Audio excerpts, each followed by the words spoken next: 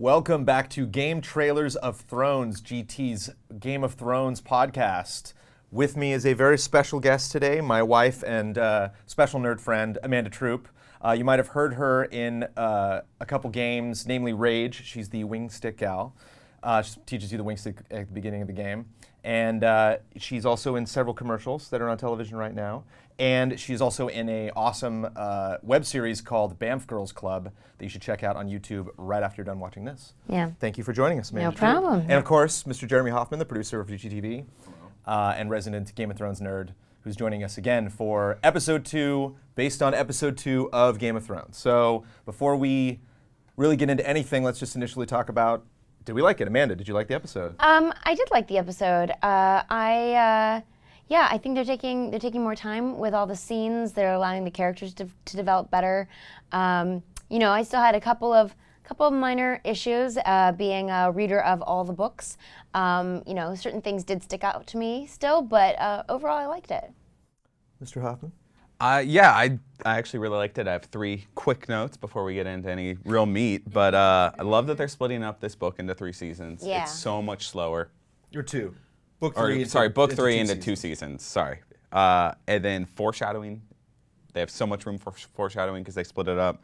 And a big thing from last night's episode, no boobs. Oh yeah, there were no boobs. Wow. Yeah. There was a blowjob. I think they're listening there to was a off-camera off-camera Yeah, blowjob. but it's I feel like they're taking some of the There was a viewer notes lot. of like less exposition this season, and they've cut back on that a little bit, which is nice to see that maybe they're listening to people and saving those scenes for when they actually really need them. I liked it too. I thought it was really great. I think I had less problems with this episode than I had with the first one, but these are like super nitpicky, you know, differences in the book and stuff I usually get hung up on. We can get to that later. So we're going to, thanks to Mr. Hoffman, his very clear guideline from the episode. So we're just going to kind of break through the scenes and talk about what happened. So Yeah, I got up early this morning, kind of watched it all again. We open up with Bran, which is great because we haven't, you know, really seen him, And he's walking. What's going on? right. dreams. No. So yeah, the Third Eye Raven, which we haven't seen in a while, we get and a first look at a important character that was missing from season 2, who is a huge character in book 2, Jojen Reed. So he's this mysterious someone. You know, we find out a little bit later in the season some of his abilities, but it's nice to see that he's a fan favorite that's actually in. I thought he was great. I did too. I think liked the him a actor's lot. Fantastic. Yeah. He's in the book. He feels like they write him a little more creepy. I feel like, but like he came off as more wise in this, which I like. He's gonna be Bran's spirit guide. Yeah, which I really don't like. mind them cutting through the creepy and getting to the wise. Yep. Because, you know, that's where you eventually end up with him. They did cast it a little older than I thought, but I think that'll work in terms of the arc of the book, in that, you know, it'll take a while to finish telling the story. So, you know, having an older actor to begin with, he won't look like he's aged as much. Right. Yeah, Well, that's a and problem speaking of with all Bran- the kids right Speaking now. of Bran, like that actor's clearly in college now. He has like 3 kids and a mortgage, like, which is kind of a little rough. I noticed that with Sansa a little bit. You know, she's getting a little bit older. You can't but stop we're just the gonna progress have of to. time. Which, you know, for season 3 that's okay, but I wonder if we get up to season 7, 8, 9, you know, and Bran's like in his 20s, and he's supposed to be like, 7, 8, 9. yeah. I I just like love that talking idea. about that. I just want that to be the truth. Well, I mean, we've added on one more season, so we're at least getting 8 now if there's 7 books, you know. And I imagine if this works out for them, I just don't see the show decreasing in popularity. It's and getting this, more and more. The split is going so well. It worked for Harry Potter, so Twilight's like, oh, let's do that. It worked really well for them. I just worked don't well see for- ratings They going away. They need Lord it of the for this Rings. book. This book is so long compared to the first 2. Oh, yeah. And And it's this- so yeah. dense. You need it. You can't.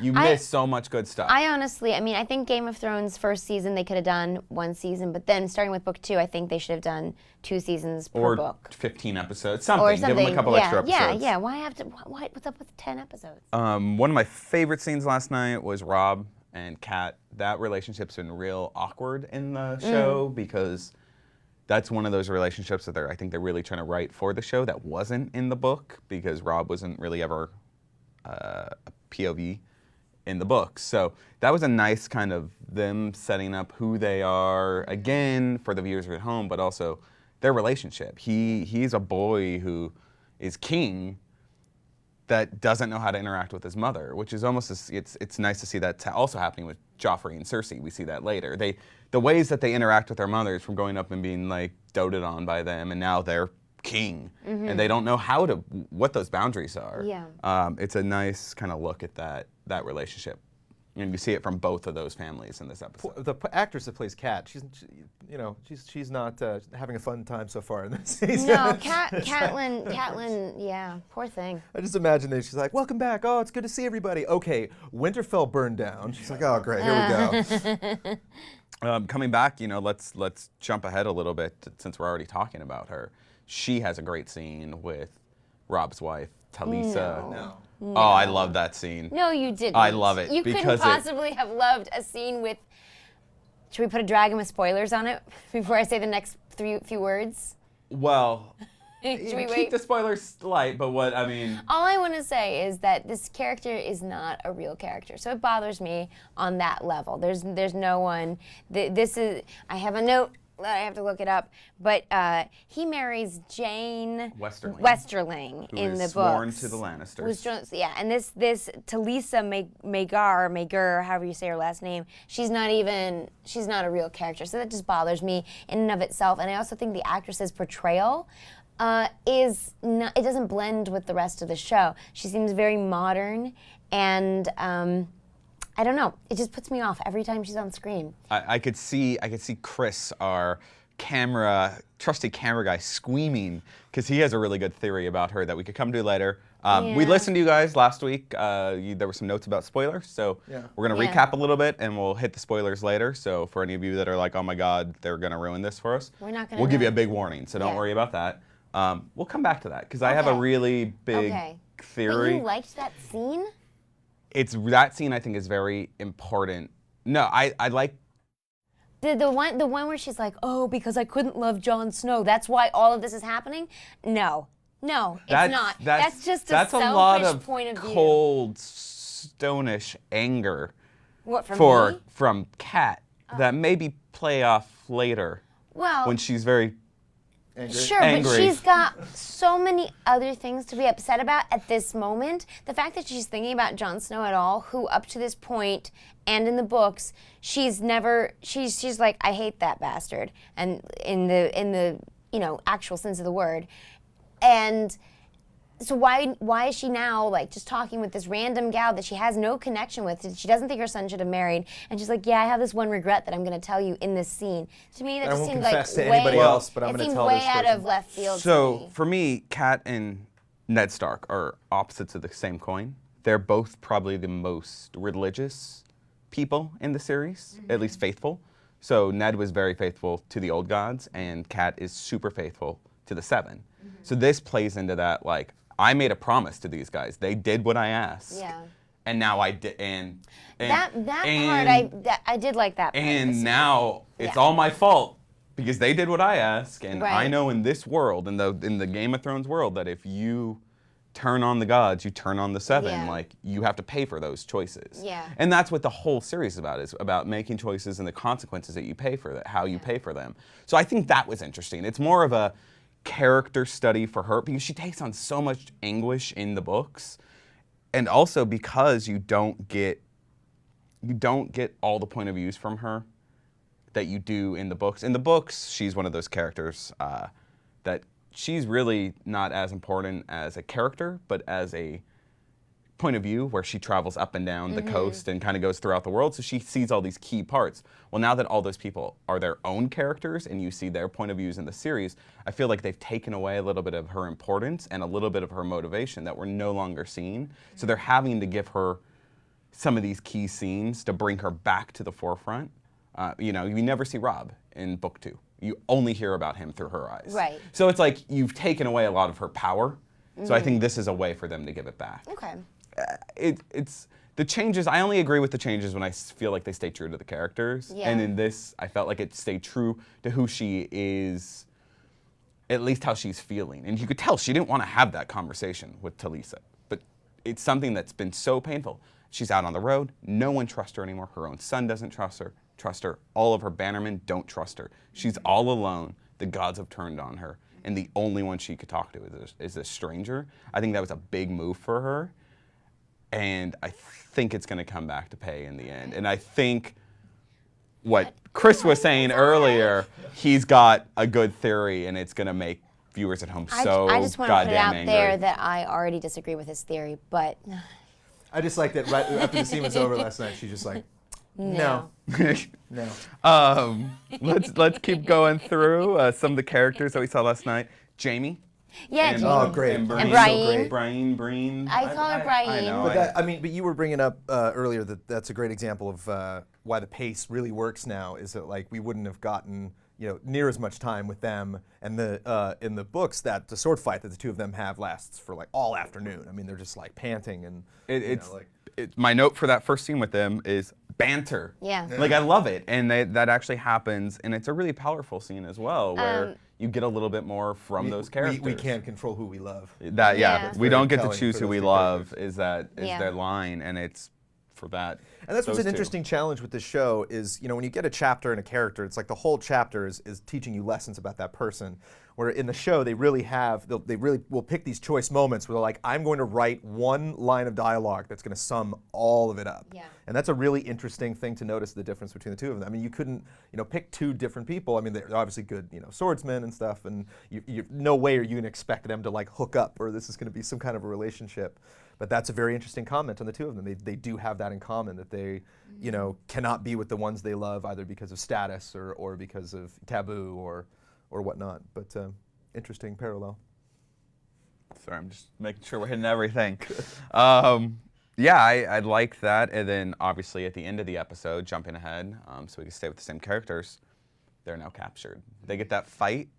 We could see that she could actually stand up to him, that he, he was handcuffed in his defense. But I think she's not as weak as he possibly thought. Oh no, not at all. She fights him. At first, it's almost like she is humoring him, letting him get some advantages on her, and then she's like, "No, this is over." She just swats him like a fly, and he's down. And I love that because we already know Jamie's an excellent swordsman. So now we've seen Brian prove herself yet again. She's not just an imposing woman. She's also as good, if not better, than any other knight in the realm, which is, always cool. She's one of the best fighters that we'll learn, and In also the like realm. Total. in Jamie's mind, he is. Yeah. Right, like it's not important to know that he's one of the best fighters. It's more important to know that he thinks he is. Yeah. And her besting him in that situation starts chinking at his armor just a little bit, where you're Yeah. like, oh, maybe I'm not all I thought I was. Which And maybe is, she's more than she seems to be. I also wanted to say on your foreshadowing note, in the previous scene with Jamie and Brian, there was a little hint towards something. Maybe we can get to that in the spoiler section of the show, about Brian's character. I don't want to say too much at this point. I'm not actually sure what you're You don't even know what I'm talking about. I'll tell you in a minute. So let's jump ahead to another Stark, Arya. We're jumping ahead in the episode a little bit. Old The lumpy brothers without banners. Yeah. They're back. We haven't heard of them since really season 1, when they were sent out by Ned Stark to go hunt down the mountain, head. Oh, and that's true. Yep. they And they're disappeared. still- And that's just how it is in the book. Same thing. You don't really hear about them, and now Yeah, he sends Thoris and Myr and Beric Dondarrion, and that's all we know. and now they're back. And now here comes Thoris and Myr. Can I just with, say that if I- Anguy the Or archer. Yeah. He said Mir in the show. What? He said Thor's of Mir in the show. Well, you know what? He and Actually, Roy that's Dotrice need to talk Right. and give me a pronunciation guide, and then I'll go with that. Han Solo, Han Solo, whatever. That.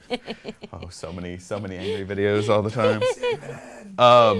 That scene was great. I love that Gendry's you first hear him, but he's like, so wait. You had 3 people to kill. You kill Yeah. anyone. Oh, yeah, And with, he's the voice of the Jake and viewers. Hagar, yeah. He reminds me of a kind of Hurley from Lost, where it's like, wait, why is all this going on? And that's what you decided to do? Yeah. Like, Well, that was a good way to get us a little exposition from last season. Remind us, oh yeah, that's how they got out of Harrenhal, was Jake and Hagar. Especially because the question comes up almost immediately after of how did you get out of Harrenhal? You're like, well, it's good to know, good to remember. Magical dude that was able to kill people somehow. And so Yeah. that brotherhood, we're going to see kind of where it goes. They've changed the story a little bit from the book, so we're even kind of on the fence on, I think, where that's going to happen in the books. And in the arc of the show. It's a little bit tighter. But I now don't mind that change. That's a change that I'm on board with. Yep. And now the Hound is back. Yeah. And he is such a good character. What are you doing with that stock, bitch? It's such a good line, and her eyes, like, like- when she gets caught, there's so much good that's gonna happen now that that was. And I'm glad that they're calling her a dangerous girl now, and she doesn't have to try to pretend to be a boy anymore, because it's not gonna happen. Can't pretend. She's looking But like a girl. it's so funny. I can't think of any other show that I watch. Like, I'll watch an episode of something and be like, okay, cool, I'll tune in next week, and maybe I'll watch that again later or something. But like, I kind of watched that episode 3 times last night because it's on 3 times immediately after. Yeah. And we were watching and something glitched out, so we had to like boot it up on HBO Go, and then she like fast forwarded 15 minutes out. We're like, let's just watch this again. yeah. And And we're then like we getting ready watched for it bed, and again. it's playing again. So that scene with her when she pulls out her sword and gets disarmed, Arya, and they bring in the Hound. Like, I would think I watched that scene at least twice. I think we watched it 3 times. Yeah. There really is And an it really is artistry to good. how they just managed to cram everything. Like, one example, we haven't talked about the scene yet, but like one example that I thought of, that I'm like, well, I would have taken a little more time with that. And then I reminded myself, like, there's no time. You really have seconds like to negotiate. Was before Sansa called Joffrey a monster, to like build up the courage to be like, look, this guy is a monster. Yeah. And she kind of says it kind of quick, and I'm like, but then again, there's just no, they Just only cut have so to much it. I time. mean, I guess we're saving in the book comparison. Yeah, we'll get there. Okay. But let's jump to Sansa, that whole scene. So like, Loved there's it. 3 kind of great parts with that. It's Sansa and Shay in the very beginning, and that. Oh yeah, that was nice, That's wasn't it? that like little bit of banter there, and when Sansa says, "Well, he's too old for me," that look that Shay gives her, like, "Oh, whatever," and Sansa's face is like so disgusted. She's like, "What? But he's like an old man. But Loras is coming to get me." It's just like, "Oh, Sansa. Oh, Sansa, you have no you sweet- idea." Bless your sweet little redhead. And then I love that Loras has no idea who she is. Just like Oh, in yeah. terms, like, oh yeah, like I gave you that rose Yeah, because that's it was great. such like Like, an maybe important. I thought you were a guy. I'm not sure. Well, it was such an important moment for her and just nothing to him. Yeah. Like because he couldn't give it does to it- his true champion. He Right, wanted he to give does it to Renly, obviously. Exactly. But that was great. And then the Queen of Thorns, probably my favorite B-level character in the series. Like just in terms of like how much I screen wish- time she yeah. has. Well, she's great because a lot of people spend a lot of time bullshitting in these books. Like everybody's kind of got like, here's what I'm talking about. Even Littlefinger, like we were listening to something in the car the other day, and when he first got to King's Landing in book 2, and he's like, oh yeah, sure, Cersei, we're best of friends, and underneath he's like, yeah, right. So like nobody ever says what they mean, and she just cuts right to it. I think that's what's so refreshing about her is that she's she's so old. She's like, I don't have time to lie. I want to get to know what's going on. I want everybody But to be honest. when you think about the book in terms of, or the show in terms of status, who has the most status? Queen of Thorns is secure in her status. Most of the other characters are never secure, but Queen of Thorns has so much protection around her that she's built up that she can actually cut through that and say things truthfully, and that's really fun to see a character like that where you're like, you know what, no one's gonna get at this person for a while. Like they would have to do something really significant to get at this particular character. So it was cool. It was cool to see her in action, and also very nice and refreshing to see Marjorie sitting next to her and seeing like, oh, like grandmother, like granddaughter. Like this is so interesting. This is where she is headed, is to this same position of power, this same. And also we get in the episode, we get Brienne's brand of strength, Catelyn's brand of strength, and the Tyrell's brand of strength. And these are these powerful. There's actually a lot of powerful female characters in the series, and that's a lot of fun to get to see these different kinds of strength displayed in various ways, and especially all in one episode. I think my favorite line from that scene is right after Sansa says, "He's a monster." She just goes, "That's a pity." Yeah, and that's kind too of is bad. just like, and you cut to Marjorie's face, and she just gives that little smirk. She's just like, And once again, foreshadowing. And you're just like, "Yep, okay, thank you very much." I just love that she's like, "We already knew it, but just want to confirm." thanks. And And then they go to the scene with Joffrey and Marjorie, and at the end of that scene, she goes, you want to watch me kill something? And he's like, yeah. And she's like, okay. Yeah. Watch me. So That's- let's see what I do. Let's see what I do. That's one of the things we haven't talked about yet. I think it was just it was nice also to see. We talked about it a little bit last week, like the way Joffrey treats different women. Yeah. Like he has never treated anyone that way. Like we've seen him beat the slaves, beat up Sansa. He's rude to his mom. Like I think he actually likes Now he does. Marjorie a little bit. Well, She's, And doing, it's like, she's doing what she's told. I mean, he said that in the scene with his mom. He's like, well, she's nice because she does what she's told, with what a woman should do. Right. She's like, But great, I'll play that role, fine. No, but Sansa did that, and she still got in trouble. Marjorie is smarter than that. She's going, what's your real motivation for saying that? Oh, you're really into your weapon right now. I mean, he's 13. Remember, he's 13. So you're talking about, someone who isn't that developed as far as well, I think in the book, in the show, he's like 16 or 17. They're all aged. Everybody's They've older. aged him up 3 years. Nevertheless, he's Right. he's still a teenager. So the idea of him talking to her in a courting kind of way is not comfortable territory. And so she goes, okay, he's not comfortable talking to me as a woman. How about we talk about his toy? Let's talk about this weapon. And that's her key into his sexuality. And I mean, it's very overt in the scene. Like, can I touch your weapon? Like.